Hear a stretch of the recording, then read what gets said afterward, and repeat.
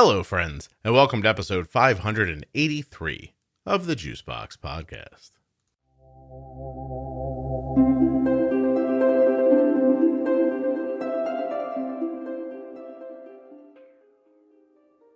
Today I'll be speaking with a parent of a young child that has type 1 diabetes, and her name is Bonnie.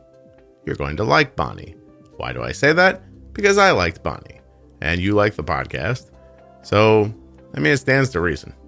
The podcast is just a reflection of my sensibility, and if you enjoy it, and I enjoyed that, you understand what I'm getting at. Please remember while you're listening that nothing you hear on the Juicebox Podcast should be considered advice, medical or otherwise. Please always consult a physician before making any changes to your healthcare plan or becoming bold with insulin. Have you been staring at that A1C and that variability and thinking, I gotta do something, but I don't know what to do? Well, if you have, I would try the Diabetes Pro Tip episodes from the Juicebox Podcast. They begin at episode 220, and they can be found in your podcast player. If you're looking for a concurrent list of them, head over to diabetesprotip.com to check them out. They are always free, just like the entire podcast is. You don't have to follow it like a class. You can do it at your own time. I think things might just go your way if you check it out. This episode of the Juicebox Podcast is sponsored by Touched by Type 1. Please check them out at touchedbytype1.org or on their Instagram and Facebook pages. The podcast is also sponsored by... Just a really long pause. That pause... That was me trying to decide if I would put a Gvoke ad here or TrialNet's ad here. This show is sponsored today by the glucagon that my daughter carries, Gvoke HypoPen. Find out more at gvokeglucagon.com/juicebox. I guess you figured out I decided to use Gvoke. That's pretty much it, actually. There's nothing left on the ad front. Just, thank the sponsors, links in the podcast player, links at juiceboxpodcast.com, all that stuff. Check them out. Support the sponsor, support the show. You know the deal. Let's get started, shall we? Hi, my name is Bonnie, and I have 3 children. I have a son who's 17, a daughter who's 15, and a daughter who is 11. And Abby, my 11-year-old, is also my type 1 diabetic. When was Abby diagnosed? She was diagnosed 2 weeks shy of her 9th birthday. So we've been at this for about 2.5 years. Okay. Is there any other type 1 in the family? Not really. I think my husband has a cousin who was type 1, but they were never really close. So I don't know for sure all that much about it. We have type 2 in the family, but really no type 1s and no other autoimmune diseases that I'm aware of. Bonnie, you cracked me up. So of the people who you're really familiar with in your family, no one has type 1. Yes. But there is type 1 in your husband's family. Yes. Gotcha. That was great. I love the line you drew there. You're like, well, not really, because we don't know him. Right. Okay, so there's a little bit, but not a ton. No other stuff. You were saying no thyroid, celiac, those kinds of things. Okay. So fair to say a pretty big surprise. Yes. Okay. What was your first indication? I think it was a pretty, common thing. We started noticing that she was drinking a lot and needing to go to the bathroom a lot. And she was eating a lot. She was a tiny, tiny little thing. And, all of my children were, really, they're small and skinny. So it was, we're like, oh, great. We have an eater now. She was eating a ton, but she was still really, really skinny. But I think it was definitely, the drinking and the peeing. And I feel like, like most people, you try to rationalize that one out and you're like, oh, she's a girl. Maybe she is, peeing a lot because, maybe there's a urinary tract infection or, you do lots of things in your mind to try to rationalize that one I out. hear you. So how long did the excitement about what we're no longer going to be throwing away leftovers last until you gave in and said something was wrong? That's the thing. I don't really know how far back that behavior was going on. I do remember that as we got closer to, getting her diagnosed, I guess it was in the back of my mind for a while, and I would, mention it to my husband, and we're like, it's probably nothing. And then maybe like a week before, we were at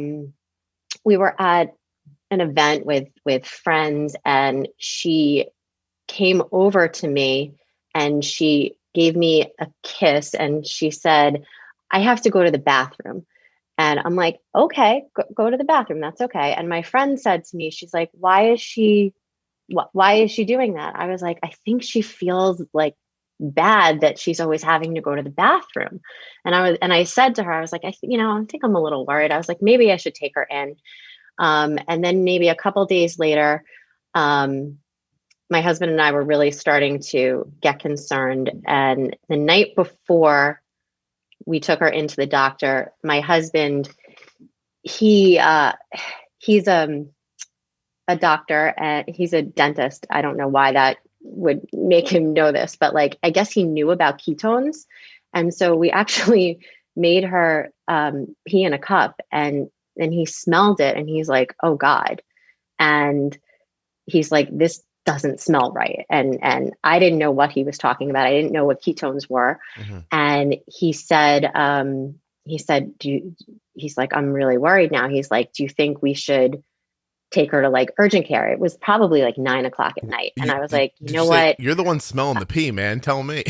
Right. Exactly. And I tend to, even though he's a doctor and he's like, more aware of like certain things than I am, like when the kids are sick or, I'm the calm one. I'm like, no, let's be rational. Let's not, fly off the handle, but he was really nervous, which made me nervous. And so we ended up not taking her to an urgent care because Abby is a really, really easygoing kid, always has been. But her one vice is like, she does not like the doctor. And she freaks out every time I had to take her for anything. And so we didn't want to scare her by like dragging her to like an urgent care at like 9 o'clock at night or something. Okay. So I was like, you know what? I'm going to call the doctor, and I'm going to, first thing in the morning, I'm going to get her an appointment, and we're going to go check this out. Mm-hmm. So that's what we did. I don't think my husband or I slept that night. But first thing in the morning, and this was the other thing, she's also she doesn't complain about anything. If something's bothering her, like, you have to guess that, because she's not one to complain. She's not one to not be happy. She's just that kind of kid. So that morning, my husband walked into her room while she was getting ready for school. And he said that he saw her just sitting on the ground, brushing her hair, but it was almost like she was in like slow motion or something. Like she could barely like hold the brush or get it through her hair. She was kind of like in a daze. Like a horror movie. I'm sorry? Like a horror movie. Yeah. It was. Yeah. And again, that freaked us out. So did you switch to, hey, maybe Abby's possessed? No, I mean, honestly, like if she were a different kind of kid, then maybe, but like we were like, it was, it was very scary. And so now that I'm saying it, it sounds, strange, but I took her to school because the doctor's office didn't open that early. And I got home, and as soon as I got home, I called for an appointment, and they said that they could get her in at like, I don't know, like 9:30 or something. So I literally had dropped her off at school, and then I called the school. I was like, look, I'm going to pick her up. I want to take her in to get checked. I think maybe she has a urinary tract infection. Now, I didn't really think that. I was hoping that, but that's what I told them. So I picked her up, And she was kind of like, why are you picking me up? I was like, you know what? Let's go to the doctor. Let's just get this checked. Like, I want to make sure, you're going to the bathroom a lot. Let's just see. And I didn't want to freak her out or anything. So we get there and, it wasn't our normal doctor. I had never met this doctor in the practice before, but, they had her pee in a cup and he comes in and he didn't say it right away. He said, he was asking me, had she been sick before? I forget, maybe a few other questions. And then he said, well, the good news is, she doesn't have a urinary tract infection. He said, the bad news is there's sugar in her urine. And, right then I kind of knew. And I think that they did a finger stick and she must have been too high because it didn't register on their meter. Right. Well, let me jump in for a second. There's this one kind of through line to the story you're telling that keeps popping in my head. And it's the first time I've thought about saying it this way. There's such an interesting vibe about people who have never really been through a medical issue before. And you just explained it perfectly. And we always talk about it like, oh, I wrote it off, or, I was hoping it was this. Like, when you've never lived with a medical thing, like, that's your reaction. And it's pretty reasonable because most things end up not being anything. And, right. And then you have something like type 1 in your life. And now moving forward, every time someone looks weird, you're like, yeah, I'm going to figure out what that is right now. Right. Yeah. Right. You don't even it's how like we found like thyroid issues with my kids so quickly because you're just right away like, did you notice that his temper didn't seem right there? And you don't jump to like he might be having a bad day. You're like, let's have his thyroid tested. Right. Yeah. Right. It totally changes your outlook. But I mean, before that, you're right. Like my husband always has a saying, especially like I've heard him like talk to patients. He'd be like, they'd be like, could it be this? Could it be that? Could it be that? And he would always be like, don't look for the zebra. It's probably a horse, like, and it makes total sense. And that's, I tend to be the calm one, in those situations. And I'm like, it's probably nothing. But you're right. It's like after this, you have a different outlook on things. Yeah. Once in a while, you're like, there's probably going to be another zebra. Like I'm going to find it before we get until we get to the point where Abby's slow motion walking around her school when I pick her up. I don't know, for some reason when you described her brushing her hair, I imagine when you got to the school, you looked down the hallway and she was just like in slow motion coming towards you. It's crazy. And then, you feel guilt as a parent. You're like, how long was this going on? How did I not see it? But it seems to be a common thread. Yeah. And we just explained how you didn't see it because prior to that, people would get sick and they'd get better and you didn't have to do much about it. You only gave people medication if they were in pain or couldn't breathe, right? For 3 kids, that was how you did it, I imagine. It's how everybody does it. Exactly. Yeah. Well, it seems like you did a great. What was the time span of that, do you believe, from when you first started thinking, I don't know, maybe she's got a yeast infection to I got to take her to the doctor? Like what was that space in there? Probably like a week or so, but probably for a few weeks before that, I was noticing her drinking a lot and peeing a lot, but kept it in the back of my head. I don't even know how I knew the symptoms of type 1 diabetes. I really don't. I guess I must have learned that at some point, but I really don't even know how I knew to associate that. Yeah, because I didn't Google. Well. I didn't Google that one. You're like, I am not checking on this. This seems serious. No, really, I was like almost like in denial. I was like, nope. Because like when you do that, it makes it real. Wait, what about when the water bill came and it was so much higher from the flushing? Were you like, oh God.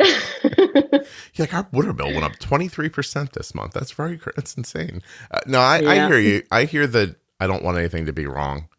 Especially now that you know too, you're just sort of like, you swallow hard and you're like, hey, look, I need you to go to the doctor. We're going to get this tested because I'm worried about this. And it's like, it feels like saying it out loud makes it real. But of course that's silly. It It just makes it present.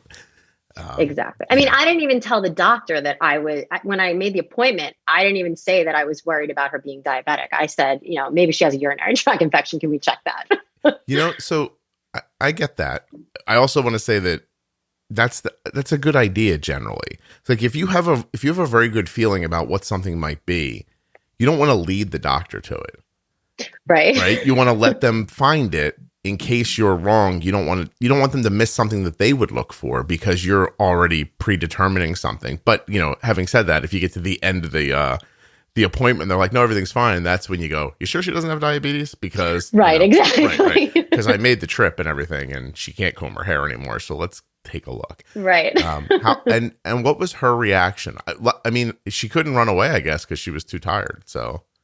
Right. I mean, she was the doctor was very nice, and he this was another thing that I guess I was so ignorant about.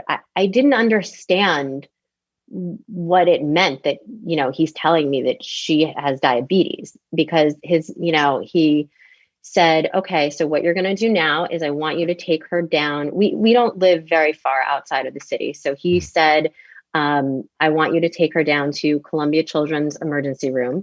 And I was like, whoa, what do you mean? I was like, why are you sending me down to the city? Why can't I take her to the hospital here? Well, first of all, why do I have to take her to the hospital? Right. Second of all, like, why can't I take her up here? And he's like, well, they're the best there. And I said, okay. I was like, but you're sending me to a city children's emergency room. Like, I'm going to sit with her like in an emergency room and wait for them to take her. And this still haunts me, what he said next. He said, you're going to go down there and you're not going to wait because she's going to be one of the sickest kids there. And I said, I don't even understand what that means. Like, what do you mean? Because yes, I was looking at my child who, was definitely, skinny, and she was, I guess, seemingly tired. But she didn't seem like a sick kid to me. I didn't see it that way. Mm-hmm. So when he said that to me, that kind of like rocked my world a little bit. Yeah. Cause he's basically telling you, look, the ones that are dying go in first, Bonnie, that's don't worry about it. Right. Yeah. And I didn't see that in her. I didn't look at her and see that then. So, we did what he said. My husband met me at home. We packed up a few things and we went down. And as I said, it's not very far. And again, they took her right away, and we were in the emergency room for a while, and it all started. And this is a kid who I said, is such an easy child. And the one thing she's afraid of is like doctors and shots. The irony just still, it's laughable. But she, they had to put IVs in her. And I can't tell you how amazing they were at the hospital. They put those VR goggles on her. Right. And they had like a child life. Is that what they're called? Child life specialists? Or I don't know. They have people at the hospital, I guess, like especially in a children's hospital, they come and, I guess they help, the doctors like get done what they need done. And so they came and they were like, they did it, they weren't like rushing her. They put these VR goggles on her and they were letting her play this game. And they put this numbing stuff on her arms, before they put the IVs in. And like, they just made it really as easy as it could have been. Wow. So we were really, really lucky there. And they told us that they would move her to the PICU, but they didn't have a place for her yet. So they were going to do everything that they were going to do in the PICU in the emergency room. And she just sort of, was she in DKA? She was. She was. Yeah. She was. I think when we got to the hospital, her blood sugar was over 600. Yeah. Well, it's so interesting how in your mind it feels like this long journey. And then when I asked you how long it was, you thought, well, maybe a week or a couple weeks. But it sounds like when you tell the story, it sounds like you smelled her urine in October and in March you took her to the hospital. But no, I don't mean like you. No. I don't mean you told the story not well. I mean that it's interesting how when something like this happens, with hindsight, it gets broken down into these just very tiny pieces that everything feels so stretched out and important when you look back. Yes. It's really something, actually. Well, yes. Okay. So obviously she's all right because you're here talking about it. And they sent her. Now, I have to say this. The tone of your email to me about being on the podcast was just that in general, you felt very lucky how everything has happened for your daughter with diabetes.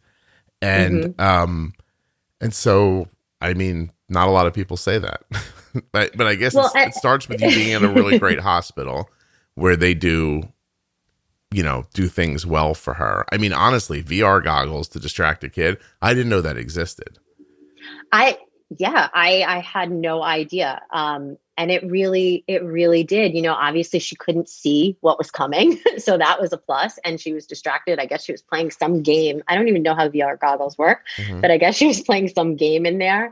I have a great picture of her like sitting on this hospital bed with like, they put a, one of those surgical caps on her and then the VR goggles and like, she looks ridiculous, but she was okay. Yeah. She didn't, freak out like she could have. So once they explained to you that she didn't have Lucky Charms in her urine, but she had diabetes, 'cause I love that. He's like, there's sugar in here. To a person who has no idea about diabetes, you would just be like, okay, is there not sugar in our pee? Like, I didn't know that. Like, how would I know that? What kind of direction did you get after she was stabilized? Did they go right to, like, how did they teach you about diabetes there? So I guess we were really lucky because I've heard, people can spend days in the hospital, and she was really only there. We went into the hospital like Thursday morning and we were home by Friday evening. Wow. So from DKA? Yeah. What hospital was this? It was Columbia Children's. If you're around there and you get diabetes, that's the place to go. Hey, I'm going to play the ads now. I'd appreciate it if you listen to them. Gvoke HypoPen has no visible needle and is the first pre-mixed auto-injector of glucagon for very low blood sugar in adults and kids with diabetes, ages 2 and above. Not only is Gvoke HypoPen simple to administer, but it's simple to learn more about. All you have to do is go to gvokeglucagon.com/juicebox. Gvoke shouldn't be used in patients with insulinoma or pheochromocytoma. Visit gvokeglucagon.com/risk.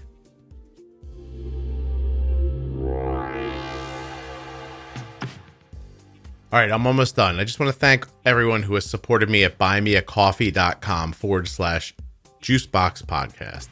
There are almost 300 followers for the page, 35 members, and just a bunch of lovely people leaving messages of thanks and support, and a couple of dollars for me to buy a coffee with, which I don't do. I usually buy hard drives and stuff like that for the podcast with the money, pay my bills, stuff like that. But I'm just going to read you one here. It's the latest one. Started listening 2.5 years ago, shortly after my daughter was diagnosed. Initially listened for the incredibly helpful information and comfort of knowing that I wasn't alone. I'll explain what that was in a second. And comfort of knowing that I wasn't alone. Still listen to most of the episodes because it helps me to keep ideas fresh in my mind and for the sense of community. I like the pieces of life perspective that are mixed in, such as enjoying the chance to hold my daughter's hand in the middle of the night during a finger stick, and learning recently that my husband isn't the only male who prefers not to shave his face every day. She thought he was just being lazy, and then she found out I don't like it either. Anyway, buymeacoffee.com/Juicebox Podcast. Just a ton of kindness there for me, and I wanted to take a second to say I appreciate it. And that little cash register that you just heard, that was indelicate. I didn't like that. But somebody just bought a sweatshirt from juiceboxpodcast.com, and my app tells me when that happens. Actually, a few people have done it today. Must be because I lowered the price. Anyway, that's kind of an ad for me, isn't it? Well, I'll take it. I don't have to pay for it, but I still get it. Perks of being the boss. Let's get back to Bonnie now, shall we?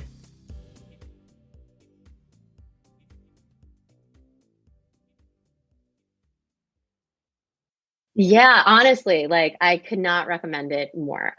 So she actually never ended up going to the PICU because I I don't even know what they I don't even know like what their criteria were, but I guess they were managed to like stabilize her enough that probably by 1 a.m. they moved us to a room, and not the PICU. So we she was in a room there, and then the next morning they came and they began our education, and I guess they figured we had enough of an education and she was stable enough that we could bring her home Friday evening. Do you think your husband being a dentist had anything to do with it? As much as I think that's silly, I'm asking. I mean, truthfully, like they went through everything with us and they didn't let us leave, obviously, until like we both could, we practiced giving shots in, that cushion thing. And then we both stuck our own fingers and we both had to, do a finger stick on Abby. And, we were really intent. We didn't want to stay in the hospital. We didn't want her to have to stay in the hospital. So we were really intent on like learning everything that we had to learn as well and as quickly as possible so that we could take her home. Gotcha. Just because, we wanted, everybody's more comfortable. Nobody wants to be in the hospital. Yeah. And so I guess we did a good job, and they were also really, really good. And I don't know how it works in, with most situations, but the practice that we see is affiliated with the hospital. They're literally right across the street, and they were the ones who came to the hospital. So it's not like I had to find an endocrinologist. Mm-hmm. Like these were our endocrinologists, right? And they were amazing from the outset, and they sent us home with pens and obviously finger sticks. But again, I don't know how my husband knew about this, probably because he sees patients and he's seen people who have these things, but he knew about continuous glucose monitors. Oh, wow. And so before we left the hospital, he was like, I want one. And we couldn't get the Dexcom right away, but we left the hospital and she was wearing a Libre. He didn't want to smell pee anymore. That's what it was. You know what? Maybe. He's like, listen. We didn't want to smell like ketone filled pee. Yeah, whatever keeps that from happening to me again. Let's get one of those. So she rolls out the door with a Libre and some needles. And some pens. Some pens, excuse me. That's amazing. Really cool. I mean, it was great. And then literally a week later, I had a Dexcom on her. Okay. What made you switch? Was it just the continuous nature of it? Yes. Yeah. I mean, in the short time we were at the hospital, we were, Googling and looking up stuff, and, Dexcom popped up pretty quickly, and he's like, we want this. And it was actually a really funny story because how obviously everything happens at once. So she was diagnosed, it was December 13th. It was 2 weeks shy of her birthday. She was born on December 30th. And then a week after she was diagnosed, we were set to leave for a vacation. And in the hospital, we kept saying to the doctors, we're like, we shouldn't go away, right? We shouldn't go away, right? And they're like, wink, wink, please say that, in front of my child. Like, we shouldn't go away on this vacation. And they're like, no. They're like, you can totally go. It's totally fine. You're going to be fine. Bring your insulin, bring all your stuff. She's going to run a little high. It's okay. But yeah, go away. And we're like, oh crap. They didn't get the idea that you were scared out of your mind and didn't want to go on vacation with a Right. newly diagnosed Exactly. kid. Thanks a lot. Yeah. Exactly. Let's try this again. I'm going to say we can't go on vacation, right? And then you're going to say, yes, that would be a bad idea. Do not go on. Well, listen, it's good. I mean, they pushed you out of your comfort zone pretty quickly. That's for sure. But you know what? I'm sorry, wait, my earpod fell out. I'm going to put it back in. It really was the best possible thing. Did I enjoy that trip? No. But but we went and we did it and we didn't kill her. And we learned a lot. And like literally we were leaving early Friday morning and we were flying too. It wasn't like we were driving or anything. So we had to figure that all out. And literally Thursday night, I slapped a Dexcom on her. Okay. So I didn't know anything about it. I have to say, I mean, I know I love Dexcom and I'm so thankful for it every single day. I know some people have issues with it or problems, or they say about their customer service. Well, the way I put a Dexcom on her was I called the number and one of the options is like, are you a first time user? So I clicked, whatever that option was. And I had some woman who literally talked me through the entire process for probably a good hour and a half from setting it up to downloading the app to physically putting it on her. Like I had this woman on speakerphone. I'm like, okay, now where do I put it? And she's like, and she was amazing. Cool. So I was very happy about that. Yeah. No, well, what made you, I guess, what made you so vigorous in your pursuit of this stuff so quickly? Like, it sounds like you knew more than you should have at that time. Like, where do you get that information from? Honestly, I didn't. I really think my husband was the one who drove that. He was like, I think we're, sitting in the hospital room that night and, we're not sleeping. And I think, we're on our phones and he was like, he knew about continuous glucose monitors. So I guess it didn't take him long to figure out, which one. And already we're like, you know what? We knew that insulin pumps existed. We just, needed to research about which one. And I think her insulin pump came about 4 or 5 months later. Was she on board with that idea? Yes. Yeah. She didn't enjoy the shots? No, she didn't. She got okay with it. It was hard in the beginning, but again, she's a very easy child. So, and we're not opposed to bribery, we're like, do this and, we can do this or we'll get you this or. Does easy mean, I don't mean to dip into your life easy too means far. like she's eager to please. And she's very go with the flow in terms of her personality. But do you think she would do something she didn't want to do to make you happy? I think she saw that wearing the Dexcom meant that we didn't have to prick her finger all the time. So that was that was something she wanted. Right. And wearing an insulin pump, she doesn't like it when we have to change it, but it also means she doesn't have to take shots. Yeah. So I think she's smart enough to realize all that. And I didn't mean that are you sure you're not, you know what I mean, manipulating right, her. No, I didn't mean it that. I just meant is it in her nature to say yes to something if she didn't want to? Or would she have the chutzpah to step up if she had to and say, hey, look, I see that this seems like a good idea to you, but here are my reservations. Does she ever chime in? Well, she, as a child, it was always funny because she was not, as a young child, she was not a very adventurous child. So if there were kids who were going down a big slide, she would have no qualms about being nope, I'm not doing that. Mm-hmm. And, and that was fine, but I think I've heard you say before, we're also the type of parents where, we'll let them have certain decisions and certain decisions are not going to be totally up to them. Right. We knew that this was probably a better way to handle it. So, we would do what we had to do to make her okay with it. Mm-hmm. But ultimately, we knew it was better for her. Good. No, I think that's perfect. I'm on board with what you did. I was just wanted you to explain it because other people are listening. And I can't just tell them everything all the time. They'll be like, you didn't let Bonnie talk. And I'm like, oh, we have to get this point out. This point has to come out. And that point very simply is that you don't let 9-year-olds make like medical decisions about Right. 9. I know this is better for you. I know it sucks. We're going to do whatever we have to do to make it okay for you.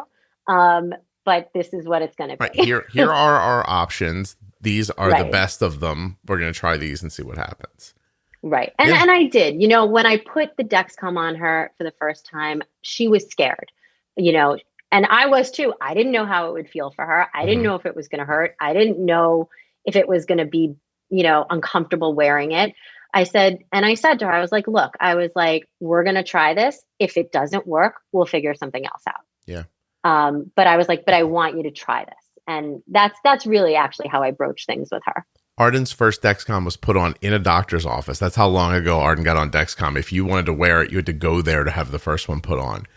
So we had to go into the city, because you had to go to the main building where like the lady who really knew what she was doing was. And, and then we got there and she didn't do a good job putting it on her. And I drove, an hour home, and she's, God, how old was Arden then? Not that old. I'm guessing around, how about that? I have no recollection of exactly how old she was. 5 maybe ish, right? In that range, one way or the other. And we got home and my wife was there and she's showing it to my wife and everything. And then finally Arden's like, this thing really hurts. And then you're like, okay, does it hurt? Does she think it hurts? Because she's like aware of it. How long do we let that go? And so my wife and I like we huddled up. I'm like, all right, what do we do here? Kelly goes, she really seems like she's in pain. And I was like, I know, but maybe she's just not accustomed to it. Or maybe she's, being her age or something. And we just set a certain amount of time. And I said, all right, listen, if it still hurts in an hour, I'll change it for you. But we're going to put another one right back on. Like I did not want her to feel like all I have to do is say this thing's uncomfortable and then I don't have to wear it anymore. And I don't know if that's what she was doing or not, but I didn't want the possibility that that's what she was doing. Right. So we waited a little longer. She said it really hurt. I went online and researched it a little more and came to the conclusion that I did not see the woman pinch up at all when she put it on. She just slapped it on her and like pushed the button basically. And so I put a new one on. I just visually did what made sense to me. I figured like, okay, well, the sensor comes out this way, about at this angle. So there needs to be a lot of like flesh right there. And I put it back on and she was not bothered by the second one. Now, I don't know if I did a different job or if it just was more comfortable to her because I did it and not that, who knows, right? But that's how we handled it. But that my biggest fear in that moment, I guess I should say my biggest fear that Arden was in pain, but that would be a lie. My biggest fear was that she was going to see giving up as an option right there. Right. Right. And you wanted this for her. Well, you know what, too? And in hindsight, forget wanted it. I mean, Arden's health is not anywhere near where it is now. Our understanding of diabetes would not be anywhere near where it is now if we didn't do that day. Right. So, just had to be. That's all. I agree with you. Certain things just have to be, and we have to do what we can to make it okay. Yeah. It would be like if someone said, listen, you have to have oxygen to walk around all day. And you're like, I don't want to do that. Right, yeah. Right. No, of course you don't, because no one would want to do that. And nobody wants to wear a continuous glucose monitor. That is not a thing that people get up in the morning like, oh, I'm super excited. You know what I'm going to do? I'm going to wear a glucose monitor. It's just you have diabetes now, so your rules change. And now there are different things that you need to do. And there are ways to do it with glee and a lightheartedness. And there are ways where you fight tooth and nail the whole way. And I even wonder sometimes when people complain online about companies, if some of it's just not that they're just pissed that they have to do it at all. And then it doesn't go perfectly. So like this place sucks, because you can't say diabetes sucks because then that kind of gets attached to you, because that feels feels like it's part of you. So now you're complaining about yourself. So we'll pick an outside thing that's tangentially attached to diabetes. And I'll be like, that thing's horrible. Not to say the companies don't mess stuff up. You know, and sometimes customer service lacks in places and sometimes it's amazing and blah, blah, blah. But, I just do wonder what people are mad at when they're mad, because you have this thing that's showing you your blood sugar direction and speed constantly. And 20 years ago, people were boiling, you know, their urine to figure out stuff. Right. Like, just, you know, you're like, hey, nothing's perfect, but this seems way better than the other thing, you know? I totally agree. Yeah. So, how is she now present day? Like, what's it like for her to have diabetes right now? So, she's always had a really good attitude, and we have tried so hard to, how should I say it? Like, we keep it really, really light. She and my husband share the same kind of dark sense of humor. So, you know, they're constantly joking about, you know, if she's low, we're not like freaking out, we're making a joke out of it. You know, she'll come up to us and be like, I feel low. And my husband will be like, well, is your tongue hanging out yet? You know, cause when it is, you know, you let me know, I'll give you some jute, you know? So, and she thinks that's funny. And I think like the lighter we keep it, the easier it is for her. You know, she's not one that looks at herself like, oh, I have this. Like, there was this assignment that she had to write in English class. It was, I guess they had read something and they had to like write a poem that was similar to it. It was like my birthday wishes or something. And I think a lot of it was like, I wish, you know, this wasn't there and I wish that wasn't there.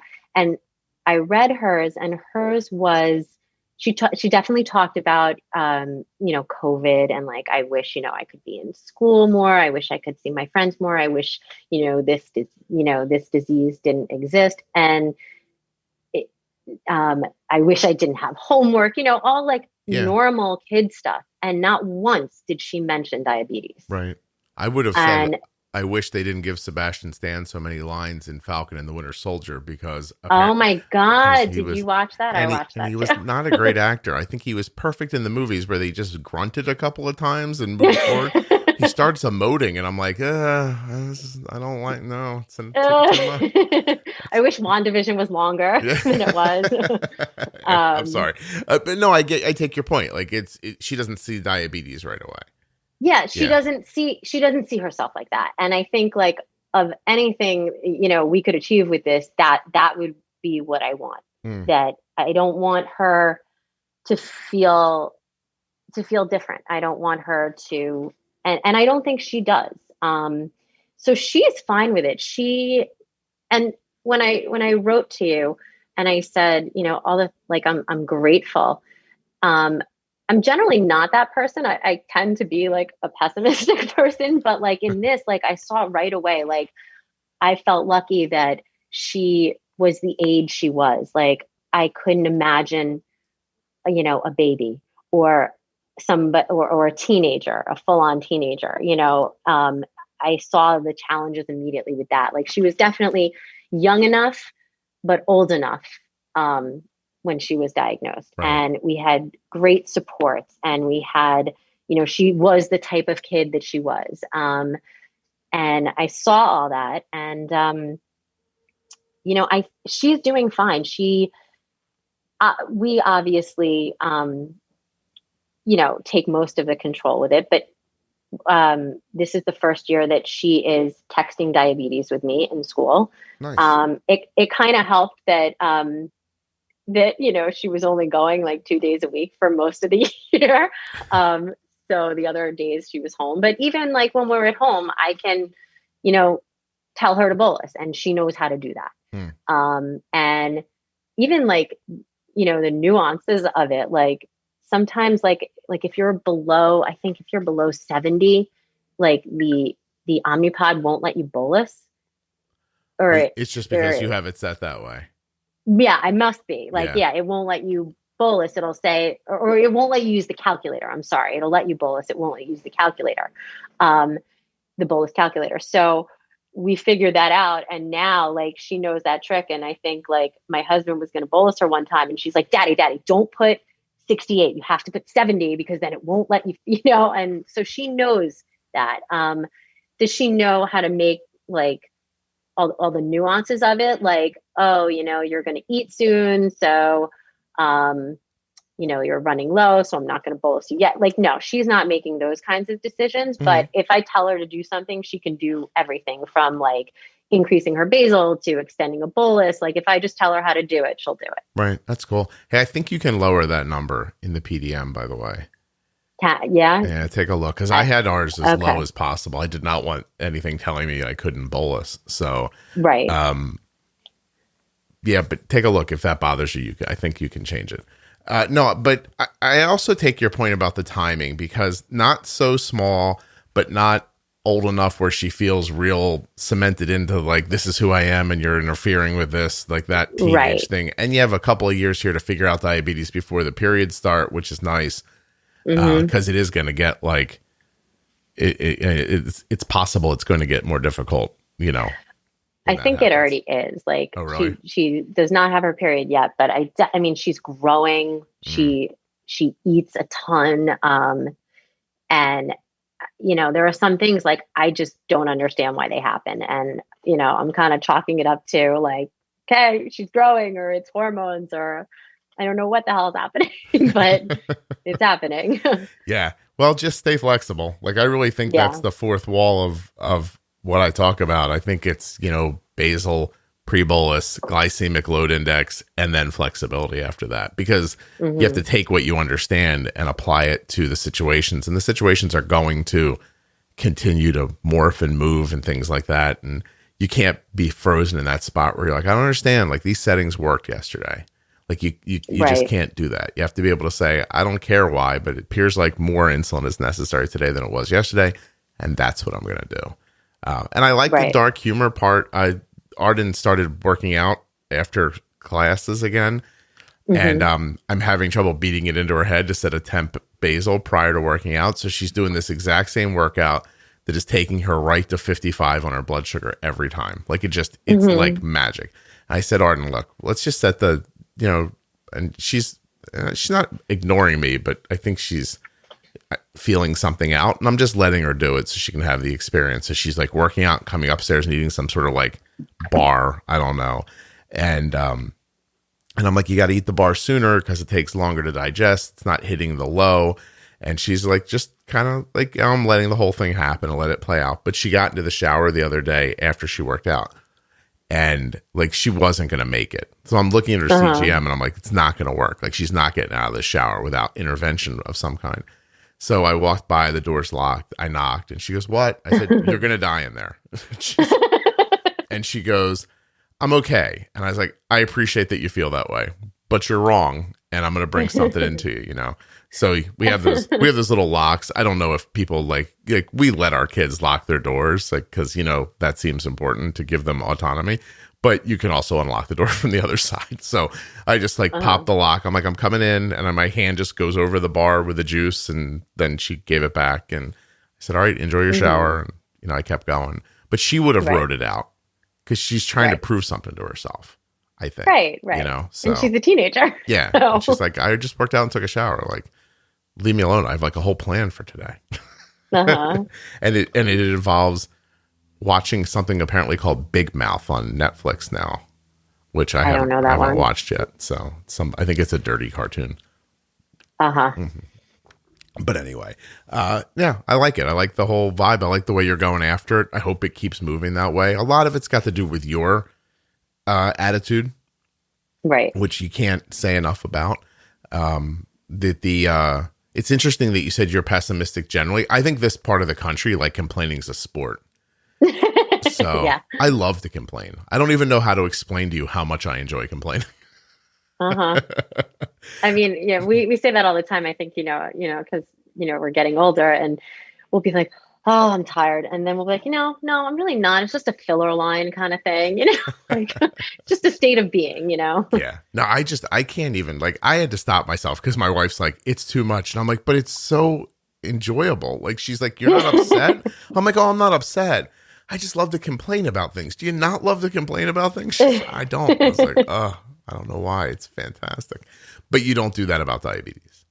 No. And right. we have tried from the very beginning to, like, I will get frustrated and I try my very best not to show that to her Mm-hmm. because I don't want her to ever think that it's something she's doing and with food. I just listened to the podcast about sneaking food, and thankfully, at least right now, like, she's not a kid who's doing that, Right. but she will say to me, even from the very beginning, she will say to me, can I have this? Is that okay? And from the very beginning, I was like, yes, absolutely. I was like, we will figure it out. And in my head, I'm like, oh crap, do you really, really want to eat that? But in my, outwardly, I don't say that to her. I say, yes, we will figure it out. Abby, we can bolus for anything. In your mind's eye, you're like, son of a bitch. That's exactly it. I'm like, absolutely sure. And then I'm like, oh, I mean, truthfully, the only time I still really get upset is if I can't say yes to something. Like if she's like crazy high for some reason and like she wants something and I'm like, and even then I'm like, you know what? We can't do it right now. I was like, but I promise you, you will be able to have this. And sometimes like it was even like the next day or something, Mm-hmm. but I was like, but I promise you, you will be able to have this. That feeling right there is how I figured out how to crush it and catch it.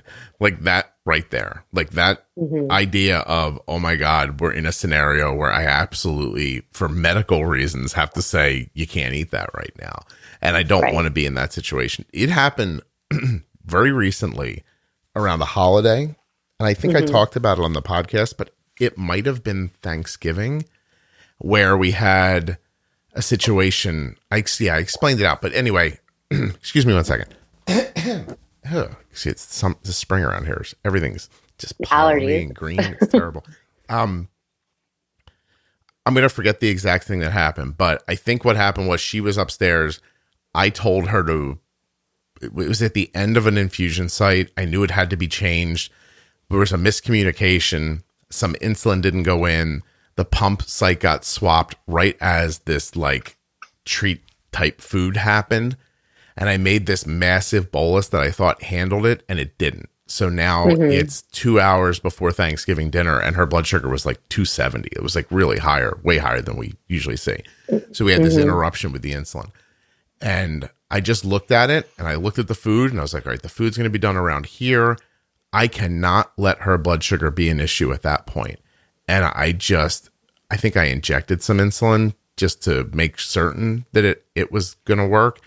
And I put her into a free fall that coincided with Thanksgiving dinner because that worked. Yeah, but I just couldn't stomach the idea that Thanksgiving dinner would roll out on the table and she'd feel like she couldn't eat. Like, I didn't want that. But from experiences like that in the past, that's how I learned to do that. It's how I learned how to pre-bolus for cereal so well. Because like in my mind, I was like, if we create a fast enough fall and time it with that incredible kick of the cereal, like then that tug of war that I make happen with a normal meal, I could make happen with this too. And it's most of the things that I figured out that I eventually talk about on the podcast come from a desire to not make Arden's life different. Right. Yeah. Right. So, and everybody can figure stuff like that. Trust me. I don't know how many times you need me to say it, but I'm an idiot. So if I figured this stuff out, you really can do it too. I mean, I know people say that and it's supposed to be this thing, but I'm not really good at anything else. I'm good at this maybe for Arden. You know what I mean? I think if it wasn't even Arden, if it was me, I don't even know that I'd be very good at it. Well, no, but I mean, that's what I that's what I want. I mean, I think that's what everybody wants. I listen, and I want to be able to do this for her, and I want to get good at it. And I mean, she's fine. I mean, her A1C is fine. I mean, I think it's pretty good, but I still feel like we roller coaster too much. I don't feel like I have a good grasp of like how to handle the food yet. We definitely always pre-bolus. I've listened to all of like the pro tips, and I listen again and again. I'm still trying to get the whole fat protein thing. But I want to be like a diabetes ninja. Like, you're like the Obi-Wan Kenobi of diabetes. So I want to get that. I feel like I'm not a good rookie, and we're 2.5 years in, and I don't know. I guess I feel like I should be better at it than I am, but I don't know. At 2.5 years in, Arden's A1C was 8.5. What's Abby's? Well, but she didn't have didn't she not have a CGM yet? Yeah, but that's not the point. Where are you at? Do you not want to say? You don't have to say if you don't want to say. No. Oh, I would be fine with saying we haven't done an in-person A1C, I think, for like almost 9 months. Mm-hmm. We're going next week, but the last time we had an in-person, she was around like 6. Oh, that's amazing. Which is no, it's great, but like I don't know, like I think like we still have a lot of highs, we still have a lot of lows. I want to get it more stable. I right. guess. Yeah, the A1C is not the end all be all. Obviously, you're looking for time, right. time and range, less variability, and those sorts of things that lead to better health. But my point is that you haven't been doing it that long. And you've just described a situation where things seem pretty healthy for her mentally, and that's amazing. And then you can figure the rest of this stuff out and, you know, dial it in. I always am amazed at how quickly people think it's going to work. Do you know what I mean? Like, if you made like a different correlation, like if you made me a quarterback in the NFL, and you were a person who 2 years ago said, you know what, I'm going to be a quarterback in the NFL. I'm going to listen to Scott's podcast about being a quarterback, right? And 2 years in, you were a proficient high school quarterback. Would you be like, I can't believe I'm not an NFL quarterback yet? Like, you wouldn't. You'd be like, wow, this seems like a long process. It's the fact that it's health that makes it seem, and it is, I'm not going to lie. Like, it's more dire. Yeah, it feels dire, right? But you're probably doing amazing. I mean, if you're at a 6A1C, even with some lows and highs, you probably don't see blood sugars over 200 very often, right? We do. Are they big spikes that you get back right away? Yes. Let's just say, like, I don't leave her high very long. Like, there are nights though, and I think it comes back to the food. Like, I have to get better at the food.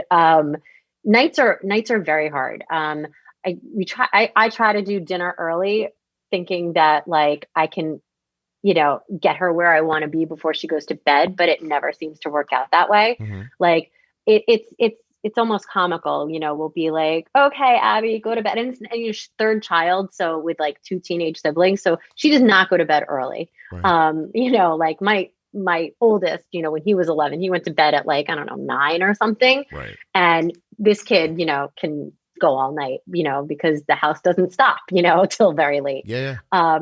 So, you know, it's not like she goes to bed early, but like literally it'll be like, okay, Abby, go to bed. And all of a sudden, beep, and like, you know, the beeping starts, and it's like, she's either going up or she's going down.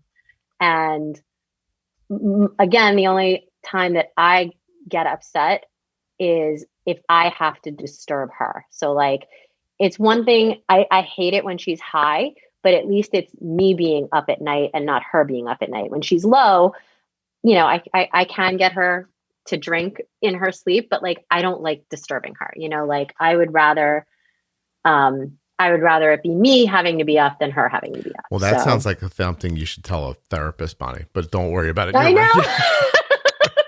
Well, that's a whole other conversation. Yeah. Don't let it impact what you're doing in the moment. I mean, no, it doesn't. It doesn't. Like, I do what I have to do. I just hate it, you know, if I have to bother her. Well, I can't say I don't understand. I can just say that I would hope you'd find a way past that. Hmm. Because that would be like saying, when you're in the hospital and they draw your blood at 3 a.m. Hmm. I don't think the nurse feels bad. No, Yeah. no, no. I think the nurse is like, well, this is what we have to do. That's it. Right. No, and exactly. And we do what we have to do. But you don't want it to happen, and you hear that it's not happening to some people. Yes, Right. yes. And I really, really want the new Omnipod. The Omnipod 5. Yeah. I'm like, on bated breath for that. Because I think, and I almost feel like I'd be cheating a little bit, but I'm okay with that. That's the weirdest thing you've said so far.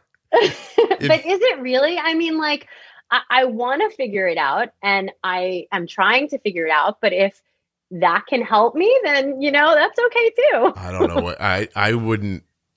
I don't subscribe to that idea at all.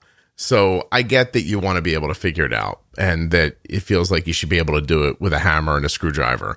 And you don't want a Tesla, you know what I mean? Like, but if that's what works, then that's what works. I'm all for it. And anybody who would say, well, what would happen if one day Abby grows up and doesn't have insurance and she can't afford her Omnipod 5 anymore?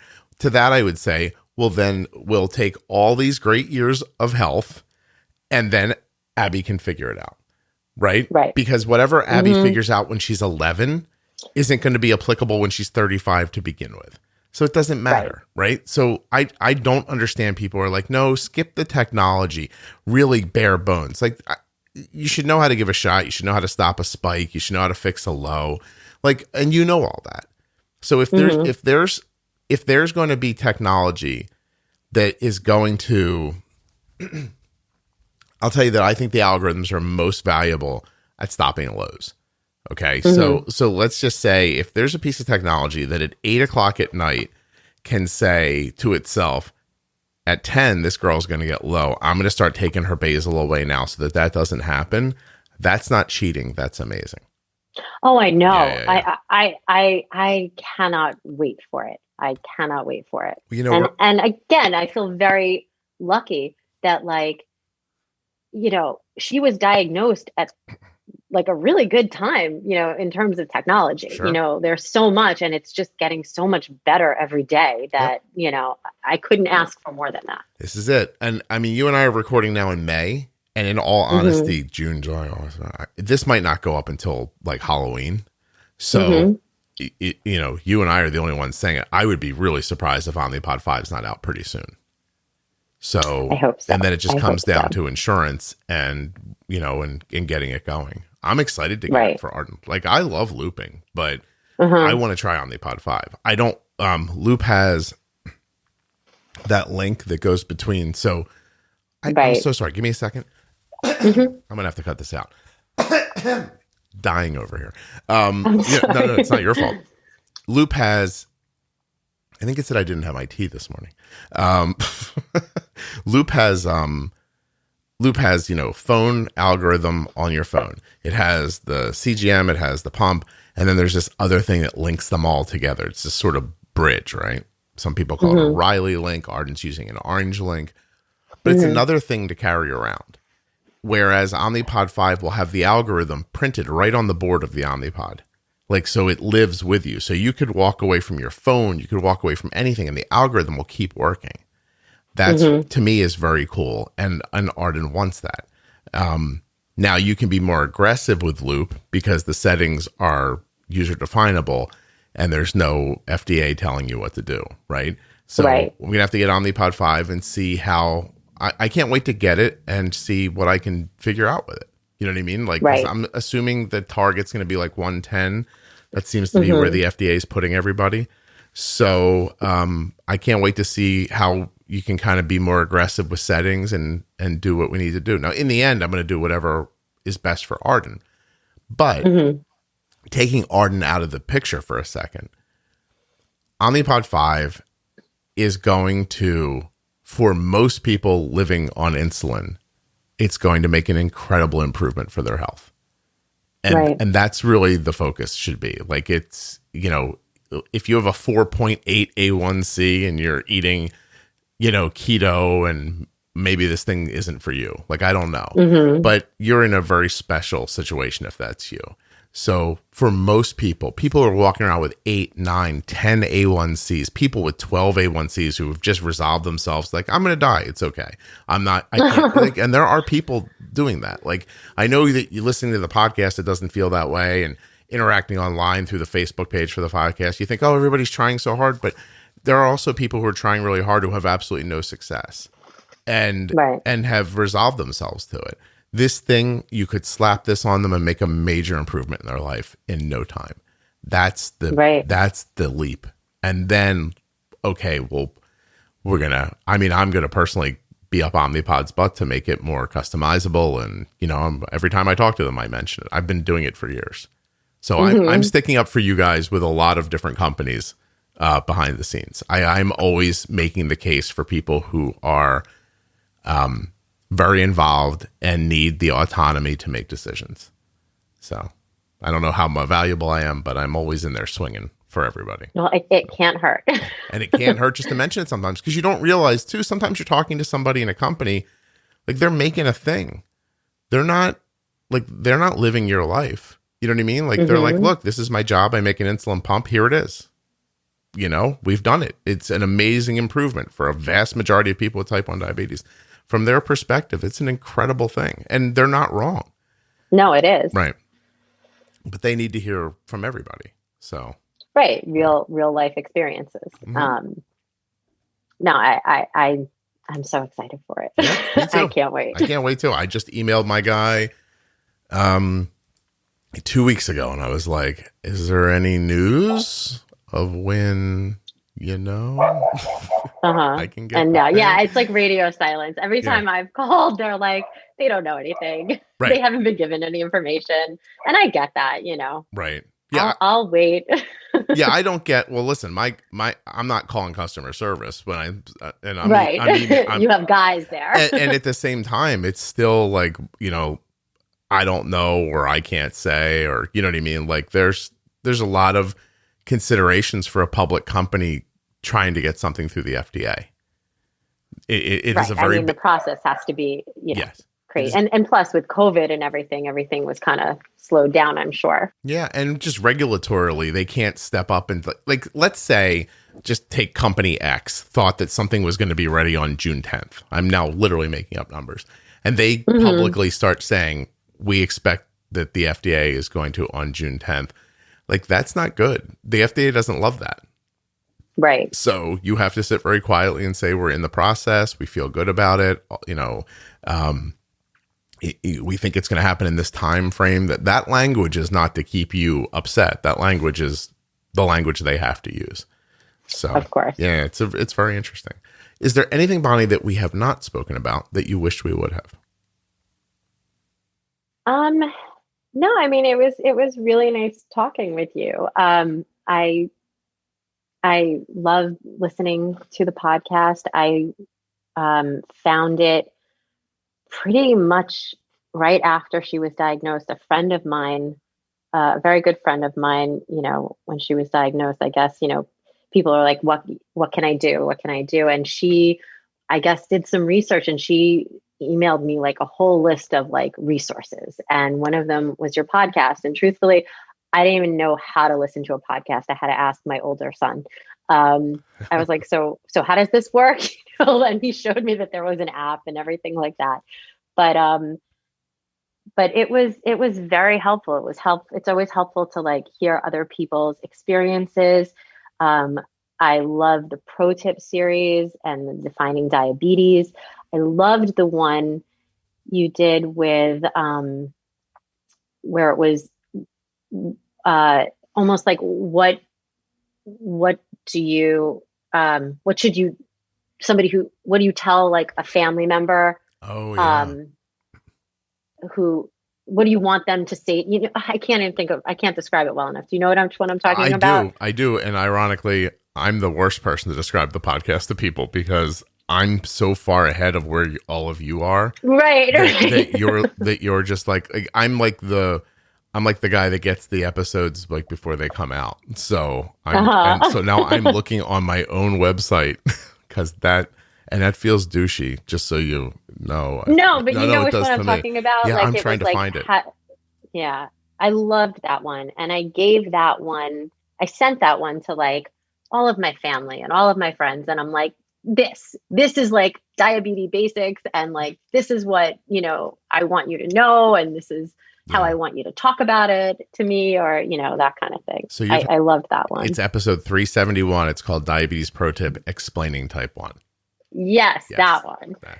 And I think that was really important because I actually really like talking about it. I like when people ask me questions.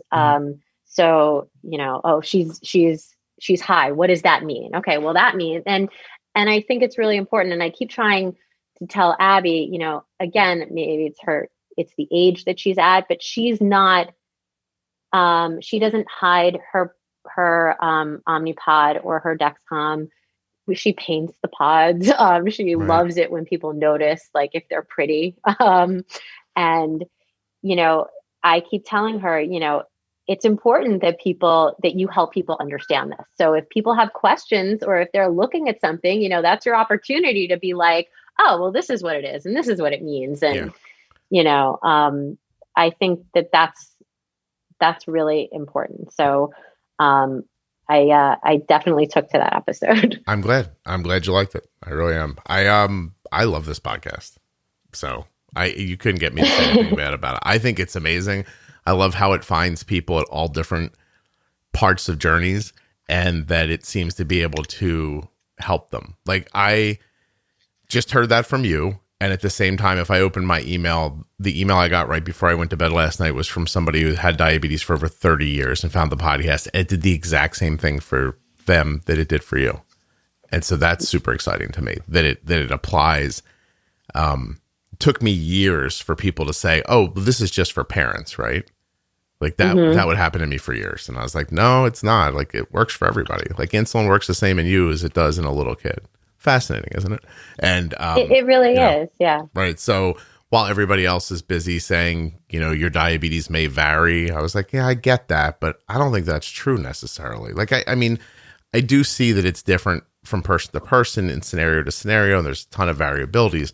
But at its core, basal does what basal does. You know, your boluses do what they do. And I think that along the way, people's misunderstanding about how insulin works or their inability to apply it correctly is what makes them think that diabetes varies so much. Because I know what Arden's blood sugar is, meaning like I can picture her last 24 hours.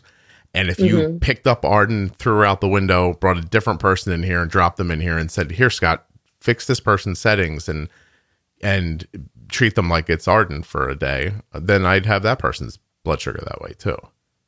And so if that's the truth, and it is, then I think with time, then anybody could do that. It's just important when you hear me say that to recognize that Arden's had diabetes since she was 2. She's going to be 17 in a month or two. That I've been terrible at diabetes. I've been okay at it. I've been good at it. And I've been where I am now. And that it's a process and you're going to get to it. But you don't have to have 350 blood sugars while you're figuring it out.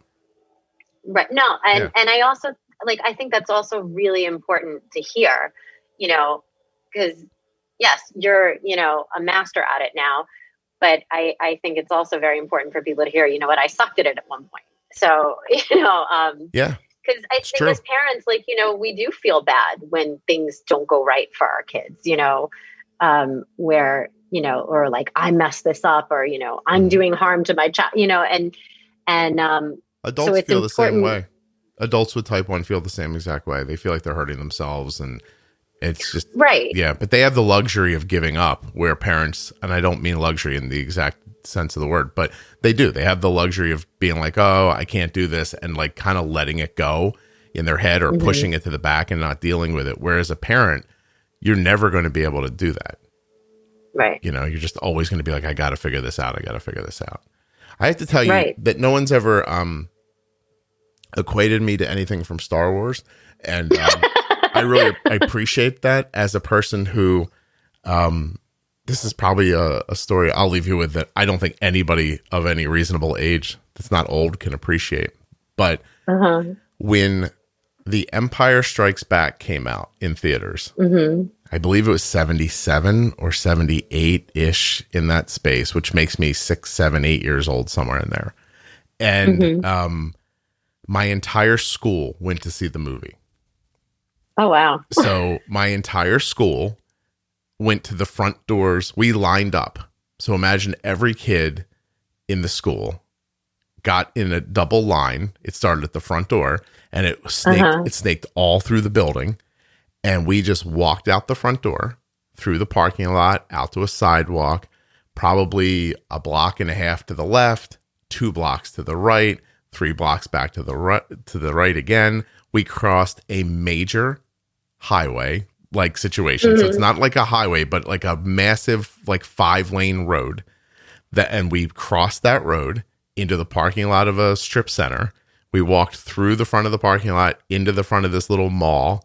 And then we filled 4 theaters that were all showing The Empire Strikes Back. My entire school saw it together.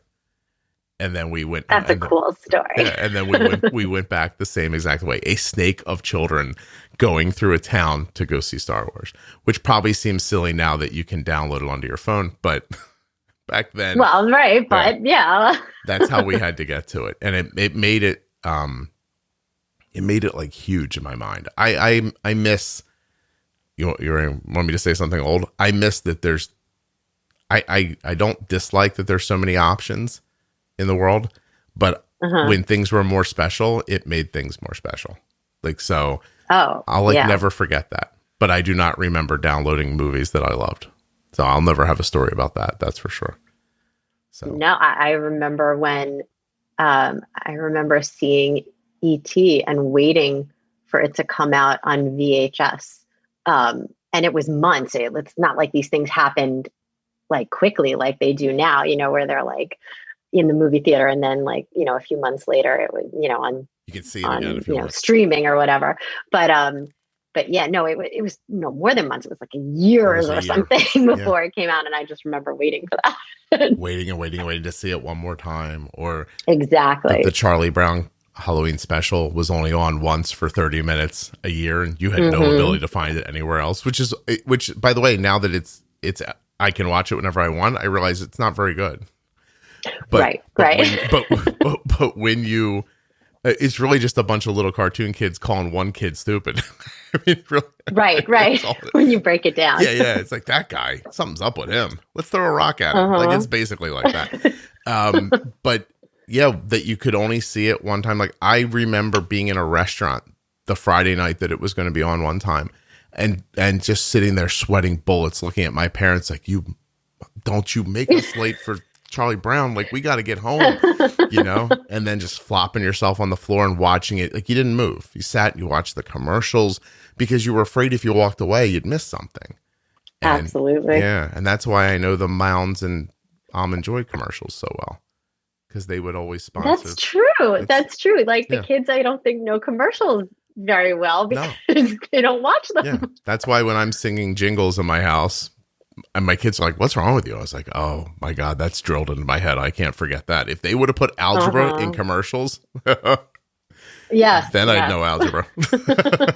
Anyway, Bonnie, it was really nice talking to you. I appreciate you doing this. It was nice speaking to you. Thank you. Well, it's my pleasure, really.